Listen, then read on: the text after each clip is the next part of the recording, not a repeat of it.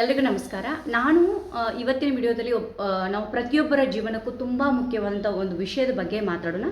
ಅದು ಪ್ರತಿದಿನ ಮೋಟಿವೇಶನ್ ಉಳಿಸಿಕೊಳ್ಳುವುದು ಹೇಗೆ ಅಂತ. ಸ್ನೇಹಿತರೆ, ಜೀವನದಲ್ಲಿ ಎಲ್ರಿಗೂ ಕನಸುಗಳಿರ್ತವೆ. ಕೆಲವರಿಗೆ ಒಳ್ಳೆಯ ಉದ್ಯೋಗ ಬೇಕು, ಇನ್ನು ಕೆಲವರಿಗೆ ಸ್ವಂತ ಮನೆ ಕಟ್ಟಬೇಕು, ಕೆಲವರಿಗೆ ಬಿಸ್ನೆಸ್ ಶುರು ಮಾಡಬೇಕು, ಇನ್ನು ಕೆಲವರಿಗೆ ತಮ್ಮ ಕುಟುಂಬಕ್ಕೆ ಉತ್ತಮ ಜೀವನ ನೀಡಬೇಕು ಅಂತ. ಅಂದರೆ ಒಂದು ಸಮಸ್ಯೆ ಎಲ್ಲರಲ್ಲೂ ಸಾಮಾನ್ಯ. ಸೊ ಒಂದು ದಿನ ತುಂಬ ಮೋಟಿವೇಶನ್ ಇರುತ್ತೆ, ಆದರೆ ಕೆಲವು ದಿನಗಳಲ್ಲಿ ಏನಿಸುತ್ತೆ ಅದು ಕಡಿಮೆ ಆಗುತ್ತೆ. ಸೊ ಹಾಗಾದರೆ ಪ್ರಶ್ನೆ ಏನಂದರೆ, ಯಶಸ್ವಿಯಾದ ಜನರು ಪ್ರತಿದಿನ ಮೋಟಿವೇಶನ್ ಹೇಗೆ ಉಳಿಸ್ಕೊಳ್ತಾರೆ ಅನ್ನೋದು. ಮೊದಲಿಗೆ ಒಂದು ಸತ್ಯವನ್ನು ಹೇಳ್ತೀನಿ. Motivation is temporary but discipline is permanent. ಅಂದರೆ ಮೋಟಿವೇಶನ್ ಯಾವಾಗಲೂ ಒಂದೇ ರೀತಿ ಇರುವುದಿಲ್ಲ.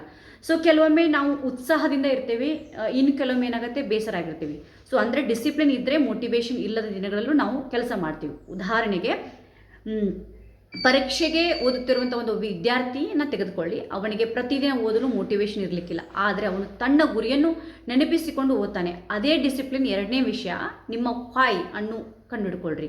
ನೀವು ಯಾಕೆ ಈ ಕೆಲಸ ಮಾಡ್ತೀರಿ, ನೀವು ಯಾಕೆ ಇಂಗ್ಲೀಷನ್ನು ಕಲಿಬೇಕು, ನೀವು ಯಾಕೆ ಒಳ್ಳೆಯ ಉದ್ಯೋಗ ಪಡಿಬೇಕು, ನೀವು ಯಾಕೆ ಹಣ ಸಂಪಾದಿಸಬೇಕು, ಈ ಪ್ರಶ್ನೆಗಳಿಗೆ ಸ್ಪಷ್ಟ ಉತ್ತರ ಸಿಕ್ಕಿದರೆ ಮೋಟಿವೇಶನ್ ಆಟೋಮೆಟಿಕ್ಕಾಗಿ ತಾನೇ ಬರುತ್ತೆ. ನಾನು ಒಂದು ಉದಾಹರಣೆ ಹೇಳಬೇಕಂದ್ರೆ, ಒಬ್ಬ ತಾಯಿ ತನ್ನ ಮಕ್ಕಳ ಭವಿಷ್ಯಕ್ಕಾಗಿ ಕಷ್ಟಪಟ್ಟು ಕೆಲಸ ಮಾಡ್ತಿರ್ತಾಳೆ. ಕೆಲವೊಮ್ಮೆ ಆಯಾಸ ಆಗ್ತಿರ್ತಾರೆ, ಆದರೆ ತನ್ನ ಮಕ್ಕಳ ಮುಖ ನೋಡಿದಾಗ ಮತ್ತೆ ಮತ್ತೆ ಅವಳಿಗೆ ಶಕ್ತಿ ಬರುತ್ತೆ. ಏಕೆಂದರೆ ಅವಳ ವಾಯ್ ತುಂಬ ಬಲವಾಗಿದೆ. So when your voice is strong, your how become easy. So ಮೂರನೇ ವಿಷಯ, ಬೆಳಗಿನ ಸಮಯವನ್ನು ವ್ಯರ್ಥ ಮಾಡಬೇಡಿ. ಬಹಳ ಜನರು ಬೆಳಗ್ಗೆ ಎದ್ದ ತಕ್ಷಣ ಮೊಬೈಲ್ ಹಿಡಿದು ಸೋಷಿಯಲ್ ಮೀಡಿಯಾ ನೋಡ್ತಾ ಇರ್ತಾರೆ, ಇತರ ಜೀವನ ನೋಡ್ತಾ ತಮ್ಮ ಸಮಯವನ್ನು ಕಳೆದುಕೊಳ್ತಾ ಇರ್ತಾರೆ. ಬದಲಿಗೆ ಬೆಳಗ್ಗೆ 15 ನಿಮಿಷ ನಿಮ್ಮ ಮೇಲೆ ನೀವು ಇನ್ವೆಸ್ಟ್ ಮಾಡ್ಕೊಳ್ಳಿ. ಒಂದು ಪ್ರೇರಣಾದಾಯಕ ಪುಸ್ತಕಗಳನ್ನು ಓದಿ, ಸ್ವಲ್ಪ ವ್ಯಾಯಾಮ ಮಾಡ್ಕೊಳ್ಳಿ, ಪ್ರಾರ್ಥನೆ ಮಾಡಿ. ನಿಮ್ಮ ದಿನದ ಗುರಿಗಳನ್ನು ಯಾವಾಗಲೂ ಒಂದು ಬುಕ್ಕಲ್ಲಿ ಬರ್ತಾ ಇರಬೇಕು. ಇಂದು ನಿಮ್ಮ ಮನಸ್ಸನ್ನು ಪಾಸಿಟಿವ್ ಆಗಿ ಹೇಗೆ ಇಡಬೇಕು ಅನ್ನೋದು ನಿಮಗೆ ಗೊತ್ತಿದೆ. ಈ ನಾಲ್ಕನೇ ವಿಷಯ, ನೆಗೆಟಿವ್ ಜನರಿಂದ ದೂರ ಇರಿ. ನಿಮ್ಮ ಕನಸುಗಳನ್ನು ಹಾಸ್ಯ ಮಾಡುವವರು, ಯಾವಾಗಲೂ ನಕಾರಾತ್ಮಕವಾಗಿ ಮಾತನಾಡುವವರು, ನಿಮಗೆ ಆಗಲ್ಲ ಎಂದು ಹೇಳುವವರು ನಿಮ್ಮ ಮೋಟಿವೇಶನ್ನು ಕಸಿದುಕೊಳ್ತಾರೆ. ಸೊ ನಿಮ್ಮ ಜೀವನದಲ್ಲಿ ಇಂಥ ಜನರಿದ್ದರೆ ಅವರ ಮಾತುಗಳನ್ನು ಕಡಿಮೆ ಕೇಳಿ. ಯಾಕೆಂದರೆ your environment creates your mind set ಅಂತ ಹೇಳ್ತಾರೆ. ನಾನು ಯಾವಾಗಲೂ ಅದನ್ನು ಫಾಲೋ ಮಾಡ್ತೀನಿ. ಒಳ್ಳೆಯ ಜನರ ಜೊತೆ ನಿಮಗಿದ್ರೆ ಒಳ್ಳೆಯ ಆಲೋಚನೆಗಳು ನಿಮಗೆ ಖಂಡಿತವಾಗಿಯೂ ಬರ್ತವೆ. ಇನ್ನು 5ನೇ ವಿಷಯ, ನಿಮ್ಮ ಯಶಸ್ಸನ್ನು ಇತರರಿಗೆ ಹೋಲಿಸಬೇಡಿ. ಇಂದಿನ ಸೋಷಿಯಲ್ ಮೀಡಿಯಾ ಯುಗದಲ್ಲಿ ಎಲ್ಲರೂ ಸಂತೋಷವಾಗಿರುವಂತೆ ಕಾಣ್ತಾರೆ, ಎಲ್ಲರೂ ಯಶಸ್ವಿ ಆಗಿರುವಂತೆ ಕಾಣ್ತಾರೆ. ಆದರೆ ನಾವು ನೋಡುವುದು ಅವರ ಹೈಲೈಟ್ಸ್ ಮಾತ್ರ, ಅವರ ಸ್ಟ್ರಗಲ್ ಕಾಣೋದಿಲ್ಲ ನಮಗೆಲ್ಲ. ಸೊ ಆದ್ದರಿಂದ ನಿಮ್ಮ ಜೀವನವನ್ನು ಯಾರೊಂದಿಗೂ ಹೋಲಿಸ್ಕೊಳ್ಬೇಡಿ.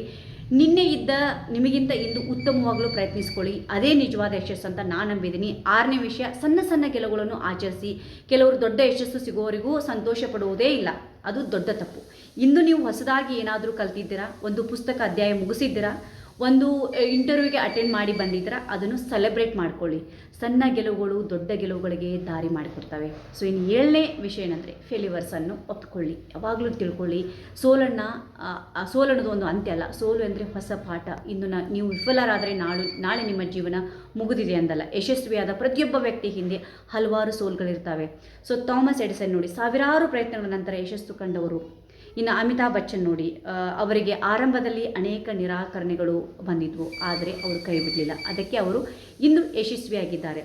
So failure is not the opposite of success, it is part of success ಅಂತ ಹೇಳ್ಬೋದು. ಇನ್ನು 8ನೇ ವಿಷಯ, ನಿಮ್ಮ ದೇಹ ಮತ್ತು ಮನಸ್ಸಿನ ಆರೋಗ್ಯವನ್ನು ಯಾವಾಗಲೂ ಕಾಪಾಡಿಕೊಳ್ಳಿ. ನೀವು ಸರಿಯಾಗಿ ನಿದ್ರೆ ಮಾಡದಿದ್ದರೆ, ಸರಿಯಾದ ಆಹಾರ ಸೇವಿಸಿದರೆ, ವ್ಯಾಯಾಮ ಮಾಡಿದ್ರೆ ಮೋಟಿವೇಶನ್ ನಿಮಗೆ ಖಂಡಿತವಾಗ್ಲೂ ಕಡಿಮೆ ಆಗುತ್ತೆ.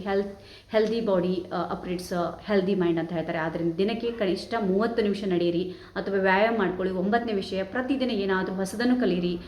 ಕಲಿಯೋದನ್ನು ನಿಲ್ಲಿಸಿದ್ರಿಂದ ಬೆಳವಣಿಗೆ ನಿಲ್ಲತ್ತೆ. ಒಂದು ಹೊಸ ಪದ ಕಲಿಯಿರಿ, ಒಂದು ಹೊಸ ಸ್ಕಿಲ್ಸನ್ನು ಕಲ್ತ್ಕೊಳ್ಳಿ, ಒಂದು ಹೊಸ ಪುಸ್ತಕವನ್ನು ಓದ್ಕೊಳ್ಳಿ. ಇದು ನಿಮ್ಮ ಆತ್ಮವಿಶ್ವಾಸವನ್ನು ಹೆಚ್ಚಿಸುತ್ತೆ. 10ನೇ ವಿಷಯ, ನಿಮ್ಮ ಕನಸುಗಳನ್ನು ಪ್ರತಿದಿನ ಒಂದು ವಿಷನ್ ಬೋರ್ಡ್ ಮಾಡಿ ಗುರಿಗಳನ್ನು ಅದರ ಮೇಲೆ ಯಾವಾಗಲೂ ಬರೀಬೇಕು. ನಿಮ್ಮ ಕನಸಿನ ಮನೆ, ಉದ್ಯೋಗ, ಜೀವನ ಚಿತ್ರಗಳನ್ನು ಅಂಟಿಸಿ. ಪ್ರತಿದಿನ ನೋಡಿದಾಗ ನಿಮ್ಮ ಮನಸ್ಸಿಗೆ ಹೊಸ ಶಕ್ತಿ ಬರುತ್ತೆ. ಸ್ನೇಹಿತರೆ, ಜೀವನದಲ್ಲಿ ಮೋಟಿವೇಶನ್ ಬೇಕು, ಆದರೆ ಮೋಟಿವೇಶನ್ಗಿಂತ ಮುಖ್ಯವಾದದ್ದು ಆ್ಯಕ್ಷನ್. ಯಾಕಂದರೆ dreams don't work unless you do it ಅಂತ.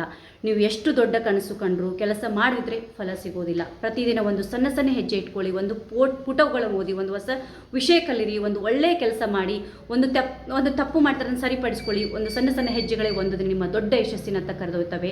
ಕೊನೆಗೊಂದು ಮಾತು ಹೇಳ್ತೀನಿ, don't wait for the perfect day, take action today. ಯಾಕಂದರೆ ಇಂದು ಪ್ರಾರಂಭಿಸಿದವರು ನಾಳೆ ಯಶಸ್ಸು ಕಾಣ್ತಾರೆ. ನಿಮ್ಮ ಜೀವನವನ್ನು ಬದಲಾಯಿಸುವ ಶಕ್ತಿ ನಿಮ್ಮಲ್ಲಿದೆ. ನಿಮ್ಮ ಕನಸುಗಳನ್ನು ನಂಬಿ, ನಿಮ್ಮ ಮೇಲೆ ನಿಮಗೆ ನಂಬಿಕೆ ಇಡಿ, ಕಷ್ಟಪಟ್ಟು ಕೆಲಸ ಮಾಡಿ. ಒಂದು ದಿನ ಖಂಡಿತವಾಗಿಯೂ ಯಶಸ್ಸು ನಿಮ್ಮದಾಗತ್ತೆ.